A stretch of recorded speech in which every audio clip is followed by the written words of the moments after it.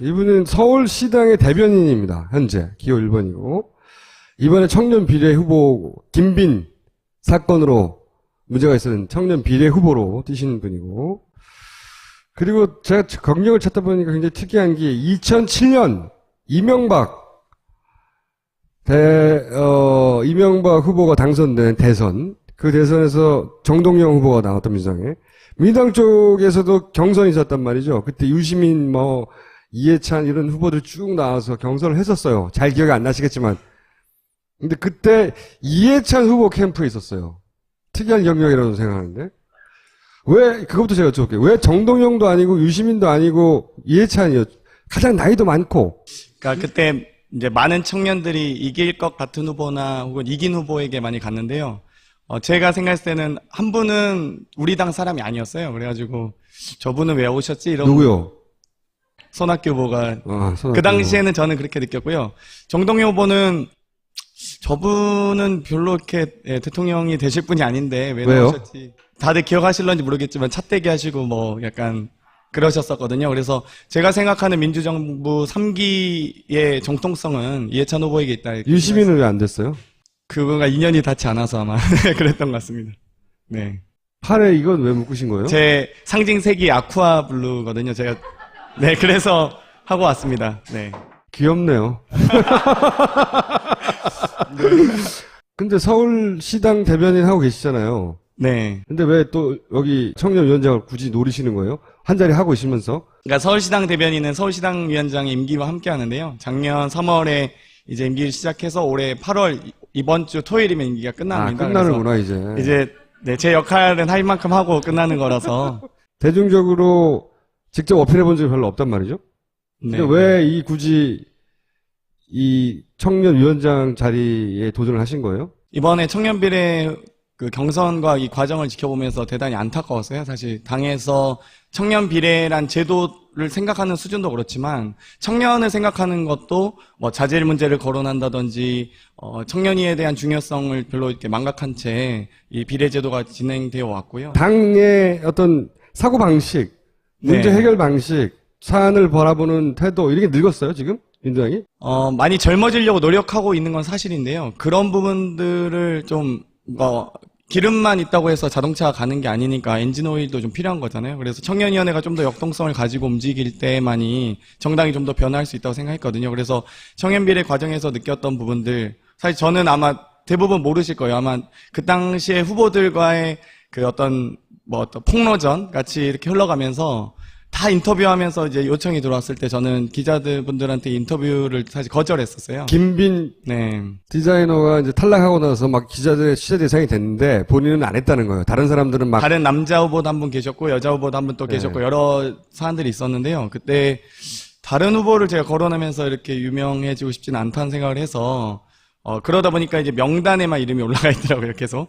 그래서 이제 그런 부분들이 있었고, 다음에 이번 청년위원장 선거를 보면서, 어찌되었건 청년위원회에서 활동했던 분들이 이 힘을 모아서 청년 최고위원이라는 제도도 만들어냈고, 이 제도를 통해서 내년 대선 승리하고 집권 비전을 만들어가야 될 텐데, 거기에 대한 고민들을 사실 그동안 10년 정도 활동하면서 해왔던 것들이 있어서 이번에 조금 더 준비해서 좀 말씀드리고 싶어서 나오게 됐습니다. 똑같은 질문을 했는데 왜 김병관은 안 되고 내가 돼야 되냐 이거예요. 아마 저는 현역이셔서 유리한 점도 있을 것 같은데요. 또 현역이셔서 불리한 점도 있으실 거라고 생각을 해요. 그래서 아마 의정 활동으로 좀 바쁘신다든지 네.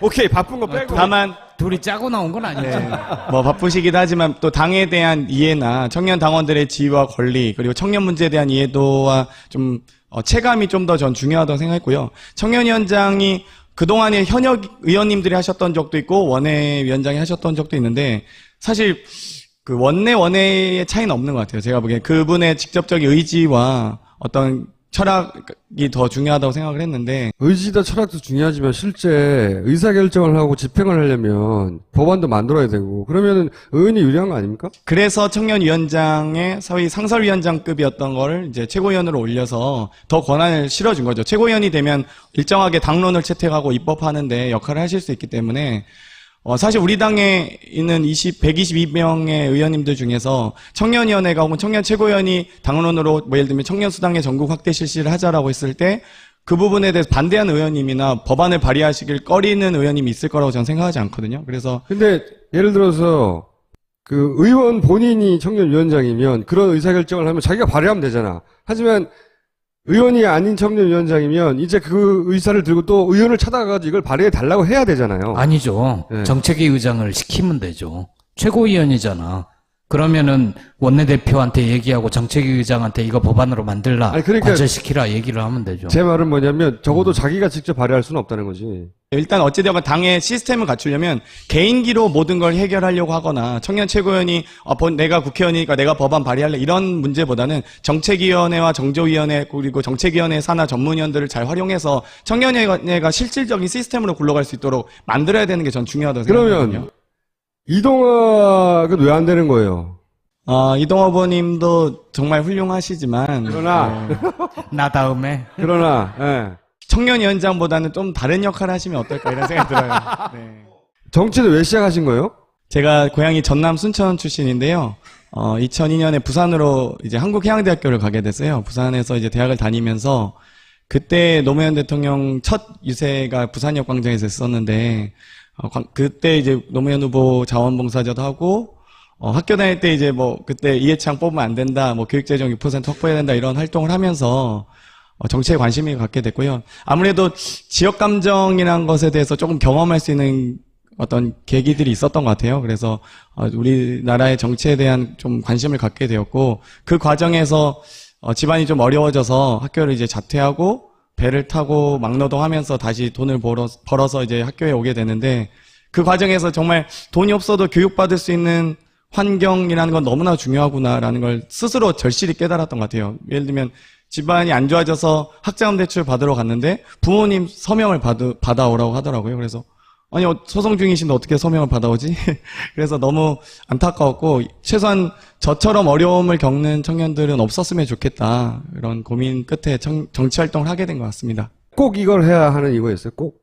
내년 대선을 준비하는 청년위원회로는 그리고 그러니까 청년위원회를 잘 만들 수 있는 청년위원장은 저라고 생각해요. 제가 대학생위원회를 만들면서 직선제로 바꾸고 전국 광역화로 자기가 만들었다고 그러는데 대학생위원회 같이 만들었지만 네, 초대 대학생위원장은 저였기 때문에 네, 제가 더 잘 만들 수 있다고 생각합니다. 네. 아까 배를 타고 막리를 했다 이 말씀하셨거든요. 네. 아마 돈을 벌어보셨을 거예요. 그 일 말고도 아르바이트도 하고 그랬을 텐데 네. 실제로 지금 젊은 분들이 겪는 어려움을 겪을 만한 경험이 있는지, 그리고 정식으로 직업을 가져서 생계를 꾸려본 적이 있는지. 대변인은 사실 작년 2015년 3월에 임기가 시작했으니까요. 이 이전에는 우리 당에서 사실 청년 당원이 활동할 수 있는 것들이 거의 없어요. 그리고 활동할 수 있는 영역도 없는데 뭐 임금 생활자가 된다 당에서 거의 불가능하거든요. 그래서 그 전에는 저도 뭐 예를 들면 모 방송국에서 AD 생활도 하고 논술학원 강의도 하고 뭐 여러 가지 했습니다. 뭐 하다못해 아르바이트부터 해서 학습지 교사도 해보고요.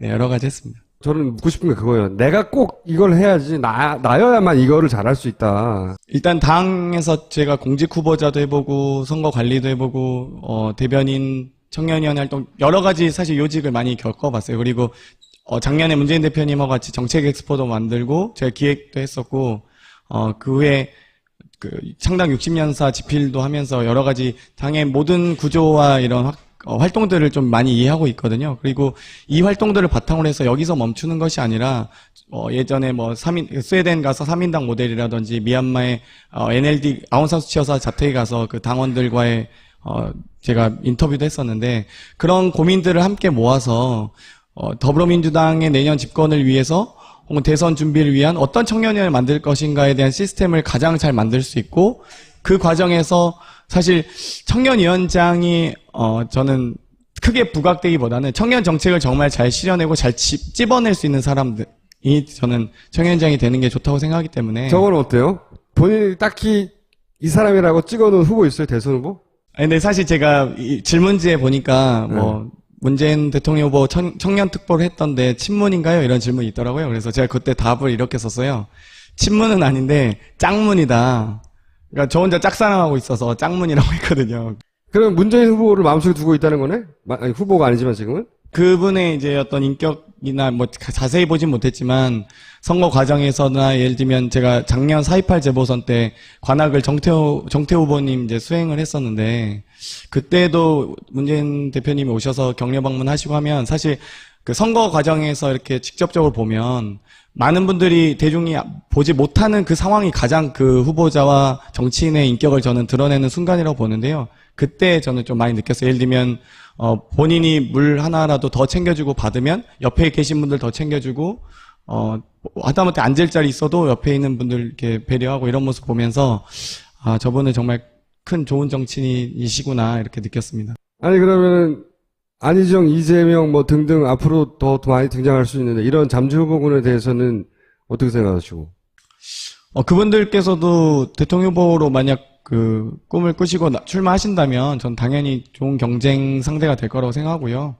또 좋은 경선이 될 거라고 생각해요. 다만 이제 중요한 건 정당에 있는 청년위원회와 당원들은 기본적으로 이제 공정한 선거를 치르는 것이 가장 중요하기 때문에 예를 들면 뭐 일각에서 나오는 인위적인 어떤 역동성을 굳이 가미해서 사실 선거가 역동성을 강조하다 보면 공정한 선거가 안 되거든요. 저도 전당대회 때 2010년에 중앙선거관리위원 하면서 느낀 거지만 선거의 흥행을 위해서 자꾸만 다른 외부 요인들을 이렇게 주입하다 보면 선거가 공정하게 안 갈 가능성이 있어서 오히려 차라리 그런 분들이 여러 사람들이 이렇게 경쟁을 하시더라도 좀 인위적인 방법으로 언론 플레이 이런 식으로 이렇게 안 흘러갔으면 좋겠어요. 흥미 위주로 흘러가다 보면 선거가 좀 그분의 가치와 철학, 정책적인 면이 부각되기보다는 그분들의 어떤 갈등 관계라든지 어떤 경쟁적인 발언들이 더 부각되는 점들이 많거든요. 사실 이번 전당대회에서도 저는 당대표 후보님들의 이 그런 약간 갈등만 부각되는 것 같아서 그분들이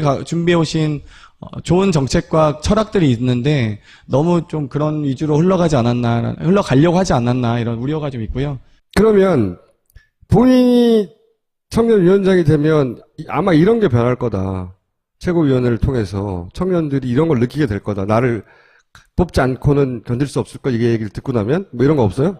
저는 공약으로 청년 정부를 구성하겠다라고 얘기를 했어요. 그러니까 청년 정부가 뭐냐면요. 대선 어찌됐건 대선 승리를 위한 청년 당을 건설하는 모델과 그리고 대선 집권 이후의 비전으로 청년처를 만들어서 국무총리 산하의 청년처가 만들어서 기존의 부처들이 할 수 없는 청년 문제에 대한 직접적 해결 그리고 그 실천력을 좀 갖춰야 된다. 그리고 그 전에 그 실행 단계로 청년당 내에도 지금 현재는 청년위원회가 부위원장 운영위원하고 끝이거든요. 그게 아닌 청년 최고위원이 있으면 청년정책위 의장, 그리고 청년정책연구소, 그 산하의 청년권익위원회, 보좌진협의회, 청년당직자협의회 등등의 소통기구와 그들의 권익들과 권리를 보호할 수 있는 그런 어떤 기구들을 먼저 만들고 그 다음에 청년정책위원회 산하에도 정책조정위원회 등을 만들어서 청년들이 어떤 스스로 결정할 수 있는 권리 그리고 그런 권한을 줘야지만 이 청년 문제가 해결될 수 있다고 보기 때문에 저는 청년 정부라고 표현할 수 있을 것 같습니다. 더민주의 청년위원회로 있을 게 아니라 더민주 청년당을 만들어서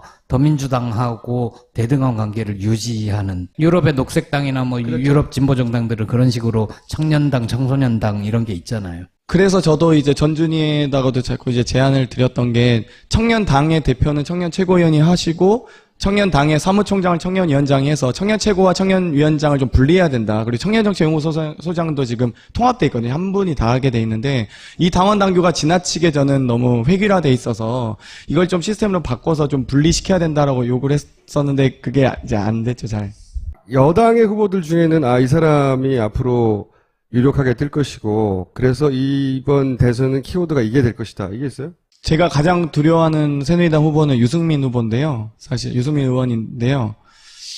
다른 분들에 비해서 흠결 요건이 적으면서 중도층이나 다른 국민들이 좀 매력을 느낄 만한 후보이신 것 같아요. 그런데 다만 좀 안심할 수 있는 건 다행히 저당이 이제 저당이 너무 전당대회를 잘해 주셔서 아마 그분이 후보가 될 가능성은 거의 없어졌다라고 보기 때문에. 근데 역으로 친문재인 성향의 사람들이 다 장악하면 친문이 다 해먹었다 얘기 들을 거 아니에요. 저쪽에서. 당의 역동성도 떨어지고 공격받기도 쉽고 아니 친박 정당이라고 공격하듯이 그런 공격에 옳건 그러건 그런 공격에 노출될 거 아닙니까 정당이.